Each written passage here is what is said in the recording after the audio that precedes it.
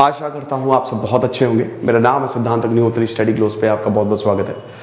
आज हम एक बहुत ही इंपॉर्टेंट टॉपिक, बहुत ही सेंसिटिव टॉपिक की बात करेंगे कि भारत में आपने देखा होगा कि बीते कुछ महीनों से कम्युनल वायलेंस, सांप्रदायिक हिंसा कुछ ज़्यादा बढ़ती जा रही है। कम्युनलिज्म क्या होता है आपको पता ही है कि कम्युनिटीज़ को जोड़ना through politics, right? Basic definition.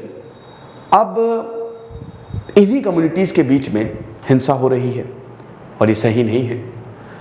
इससे देश की तो छवि खराब हो ही रही है, साथ ही साथ इकोनॉमिक लॉस, सोशल लॉस, बहुत सारे इसके डायनेमिक्स है, बहुत सारे इसके डायमेंशंस हैं।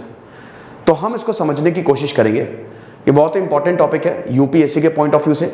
इस पे सवाल इस साल आ सकता है मेंस में, GS paper 1 Indian society secularism, तो हम बात करेंगे। फिलहाल मैं आपको बता दूं कि भाई देखो, हमारा शानदार मोटिवेशन कोर्स लाइव है। 23 अप्रैल से क्लासेस शुरू होंगी, सैटरडे संडे, हर सैटरडे संडे क्लास होगी। पूरा लाइव कोर्स है ये। आपको सेड 25 कूपन कोड यूज करना है। ये सिर्फ और सिर्फ 200 रुपए का कोर्स मैंने निकाला है, तो देर किस बात की, अभी इसी वक्त इसको आप अवेल करो। और 3 फेजेस में मैंने इस कोर्स को बांटा है। फेज 1 आपकी प्रॉब्लम आइडेंटिफाई की जाएगी, फेज 2 हम ग्रोथ करेंगे, डेवलपमेंट करेंगे, और फेज 3 बहुत सारी टेक्निक जो आप जिंदगी को जीत लोगे।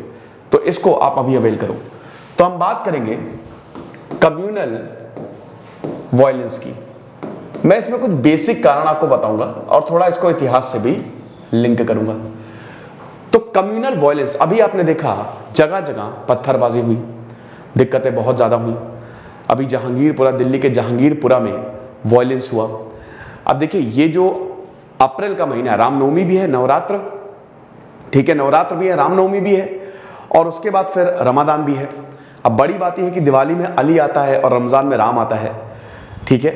तो वो वही है ना, वो कहावत आपने सुनी होगी कि दिवाली में अली आता है और रमजान में राम, तो फिर हिंदू मुस्लिम दुश्मनी का क्या काम। तो वही बात है। अब हम बात करेंगे कि कम्युनल वायलेंस की मेन प्रॉब्लम्स क्या हैं, कहां से शुरू होता है। देखिए, ये कम्युनल वायलेंस आज से नहीं है, ये बहुत पहले से है। दुनिया में जितनी भी डेवलप्ड इकोनॉमीज है, उनको पता है कि अगर हम साथ में नहीं चलेंगे तो प्रॉब्लम होगी। सऊदी अरेबिया की अगर बात करें, यूएई की बात करें, भले ही वो इस्लामिक देश है, लेकिन आपको पता है वहां पे 85% बाहर के लोग हैं। भारत तो वहां पे, भारतीय वहां पे भरे पड़े हैं, क्योंकि उनको पता है कि कुछ भी हो हमको साथ में रहना है, तभी हमारा देश आगे बढ़ेगा। कम्युनल वायलेंस ब्रिटिशर यूज किया करते थे डिवाइड एंड रूल पॉलिसी के तहत, और उसमें वो सफल भी हुए। तभी इतने सालों तक उन्होंने राज किया और खूब लूट के ले गए। बात वही ना कि 2 बिल्लियां लड़ती रहती है, मलाई जो है वो बंदर खा जाता है, रोटी जो है वो बंदर ले जाता है, सिंपल, उसको बस आग लगानी है। तो ये ब्रिटिश के टाइम से हो रहा है।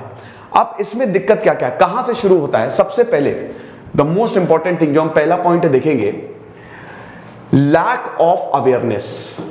सबसे बड़ी दिक्कत इसमें जो होती है, यहां पे ज्यादातर लोग जो है वो अवेयर नहीं है। व्हाट्सएप यूनिवर्सिटी से दूर रहें। पुलिस भी बार बार बोलती है कि व्हाट्सएप यूनिवर्सिटीज और कोई भी ऐसी घटना या कोई भी ऐसी चीज जिसका कोई तथ्य नहीं हो, जो कि आपको बहुत ज्यादा एक्साइट कर दे, गुस्से में दिला दे, आप उसे दूर रहें। शांत रहने की कितनी ज्यादा से ज्यादा हो सके कोशिश करें। Fake news, second, fake news बहुत इंपॉर्टेंट रोल। अब देखिए, फेक न्यूज को, फेक न्यूज या रूमर्स में लिख देता हूं, इसको हम लैक ऑफ अवेयरनेस से लिंक करते हैं। ये जो फेक न्यूज और लैक ऑफ अवेयरनेस फैलती है व्हाट्सएप के जरिए, फेसबुक के जरिए, इतनी तेजी से फैलती है कि लोग इसकी चपेट में आ जाते हैं, है ना। शुरुआत करेगा एक, देखिए 100 में से 90 लोग अच्छे ही होते हैं, ये 10 लोग होते हैं जो गड़बड़ करते हैं। शुरुआत करेगा एक, और वो धीमे फैलते फैलते फैलते, सोशल मीडिया का जमाना है, बहुत सारे लोगों तक पहुंच जाएगी। तो ये एक बहुत बड़ी दिक्कत है। अब लोग इसकी तह तक नहीं जाते हैं, लोगों को बस गुस्सा आता है, इसीलिए लोग शांत भी रहते हैं, आमतौर पे लोग कुछ बोलते भी नहीं है, ठीक है। तीसरा पॉइंट जो है वो है पॉलिटिक्स एंड लीडर्स। अब चाहे हिंदू हो चाहे मुस्लिम्स हो, दोनों के ही लीडर्स इस तरीके के भड़काऊ भाषण देते हैं। कई बार ऐसा हमको देखने को मिला है। अब वो अपनी पॉलिटिक्स के लिए देते हैं, वो अपनी पॉलिटिक्स के लिए देते हैं, उनको तो अपनी राजनीतिक रोटियां सेकनी है, ठीक है। वो इन कम्युनिटीज को एज अ वोट बैंक देखती हैं, सिंपल, क्योंकि उनको पता है, इसको आप लिंक करिए कि there is a lack of awareness, लोग इतना सर्च करेंगे नहीं। तो अब होता क्या है कि कई बार हमने देखा है बिना बात के भड़काऊ भाषण चालू होता है, ठीक है। बिना बात के चीजों को इतना ज्यादा हाइप कर दिया जाता है कि लोगों के अंदर आ जाता है गुस्सा, और लोग जो हैं वो फिर उसका जो रिएक्शन है वो देते हैं। तो अब इसमें होना क्या चाहिए, लीडर्स को सामने आना चाहिए। सबसे बड़ा सोल्यूशन यही है कि इसमें लीडर्स जो हैं, पॉलिटिकल लीडर्स जो हैं, उनको सामने आना चाहिए और उनको बोलना चाहिए कि देखो सब कुछ सही है। इससे जो लीडर है उसकी जो है एक तो इमेज बहुत ज्यादा बढ़ेगी, और उनको ये भी देखिए, अक्सर ये लोगों को लगता है कि भाई divide and rule is the best policy. नहीं, unity is the best policy. इतिहास गवाह है कि जो इंसान यूनाइटेड रहा है, लोगों ने उसी को ही पसंद किया है। तो बेस्ट यही होगा कि जो लीडर्स हैं वो सामने आए और मसले को शांत करें, आग में घी नहीं डालें, उसमें पानी डाल दें, तो वो बेस्ट होगा। ओके, देन उसके बाद अगला पॉइंट, चौथा, कहीं ना कहीं क्या इसमें लॉ एंड ऑर्डर भी होता है। ठीक है, लॉ एंड ऑर्डर ये भी एक रीजन है। कई बार ऐसा होता है कि पुलिस जो है वो पॉलिटिकल प्रेशर के कारण कार्रवाई नहीं करती है, ठीक है, या कई बार करती भी है। तो लॉ एंड ऑर्डर जब भी इस तरीके की घटना सामने आए, पुलिस को इसमें तुरंत काम करना है। पुलिस, हालांकि अभी देखिए जैसे जहांगीरपुरा में भाई 22 लोगों से ज्यादा को अरेस्ट किया गया, बिल्कुल सही है, ठीक है, 22 लोगों से ज्यादा को अरेस्ट किया गया, तो बिल्कुल सही है। तो अब इसमें पुलिस आई लेकिन देर आई, इससे पहले ही सेंसिटिव एरिया है, उनको इस पे काम पे लग जाना चाहिए था।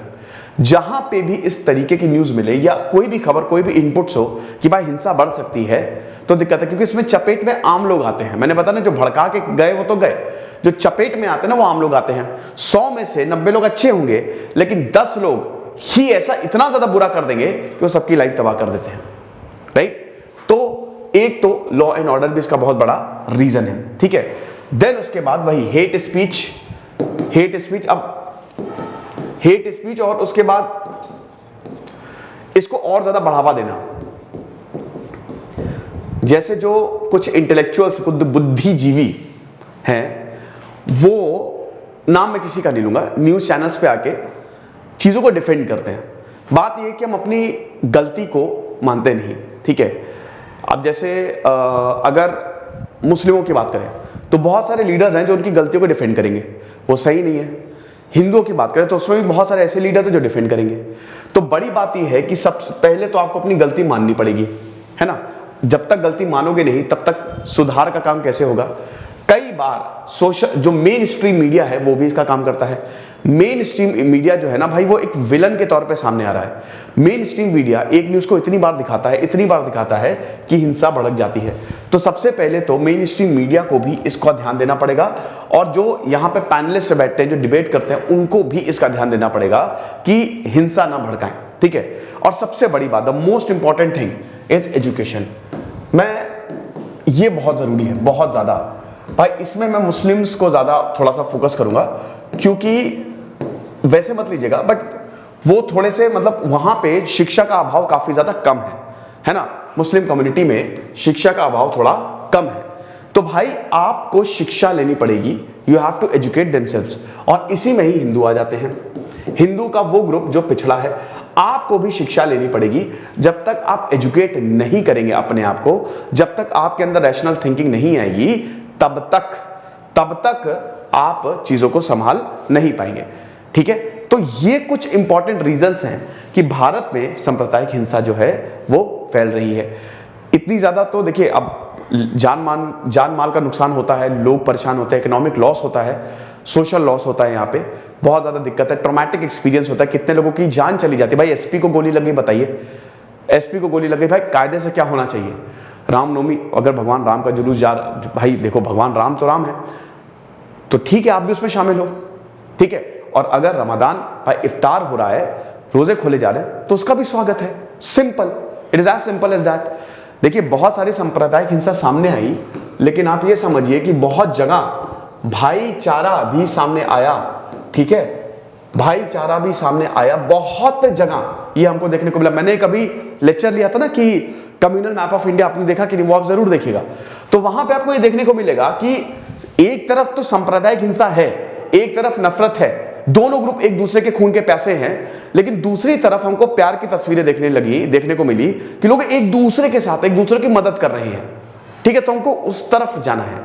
अब इसका सोल्यूशन यही है, सबसे पहले तो एक स्ट्रांग लीडरशिप, यहाँ पे लीडर्स को सामने आना पड़ेगा और शांति की अपील करनी पड़ेगी भाई, चाहे जो भी हो। और उसके बाद फिर लॉ एंड ऑर्डर, बहुत इंपॉर्टेंट है कि पुलिस जो है उन लोगों के ऊपर अब सख्त कार्रवाई करे जो इसमें सम्मिलित है।